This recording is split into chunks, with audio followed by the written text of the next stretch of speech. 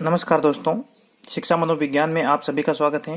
दोस्तों, आज हम रेट लेवल 1 में पर्यावरण अध्ययन का जो टॉपिक है सामाजिक बुराइयों में जो दहेज प्रथा है, उस दहेज प्रथा को इस वीडियो में हम कवर करने वाले हैं।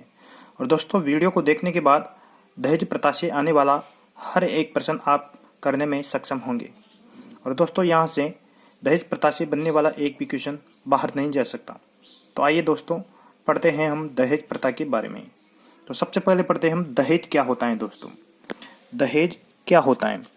तो दहेज की यदि हम परिभाषा देखें तो दहेज वह संपत्ति या धन होता है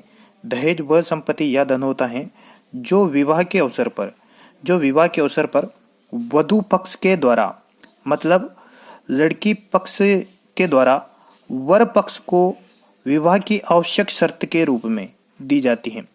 दहेज वह संपत्ति या धन होता है जो विवाह के अवसर पर अर्थात वधु पक्ष द्वारा वर पक्ष को विवाह की आवश्यक शर्त के रूप में दी जाती है, दहेज कहलाती है।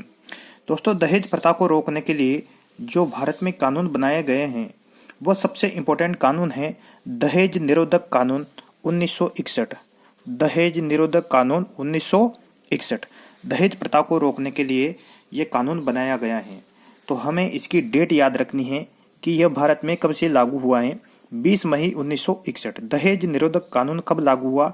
20 मई 1961 को। और 1984 और 86 में इसमें संशोधन हुआ, इसको शक्तिशाली बनाने के लिए। तो हमें यहाँ पर यही ध्यान रखना है कि दहेज निरोधक कानून कब लागू हुआ। तो 20 मई 1961 यहाँ से एग्जाम में प्रश्न बन सकता है।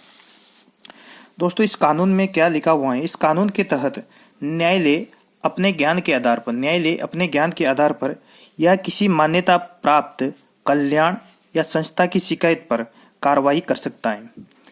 इस कानून के तहत न्यायालय अपने ज्ञान के आधार पर या किसी मान्यता प्राप्त कल्याण या संस्था की शिकायत पर कार्रवाई कर सकता है।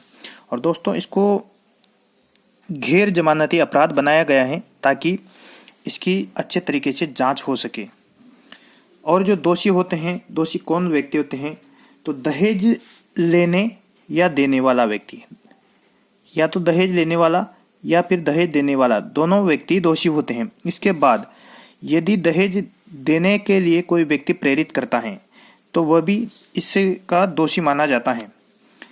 और दोषियों को जो सजा का प्रावधान है दोस्तों इस कानून में, वह है 5 वर्ष की सजा, 5 वर्ष का कारावास हो सकता है, या न्यूनतम 15,000 रुपये या फिर दहेज की रकम।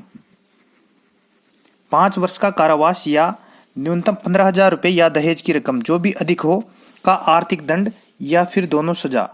तो दोस्तों, हमें ये सजा ध्यान रखनी है, 5 वर्ष का कारावास या न्यूनतम 15,000 रुपये या दहेज की रकम, जो भी अधिक हो, का आर्थिक दंड या फिर दोनों सजा का इसमें प्रावधान है दोस्तों।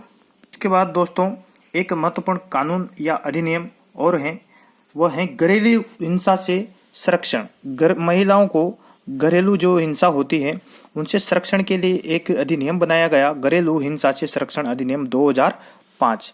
तो यह क्या करता है? यह कानून महिलाओं को दीवानी न्याय उपलब्ध कराता है। दीवानी न्याय संपत्ति, जायदाद, पैसों से संबंधित होते हैं।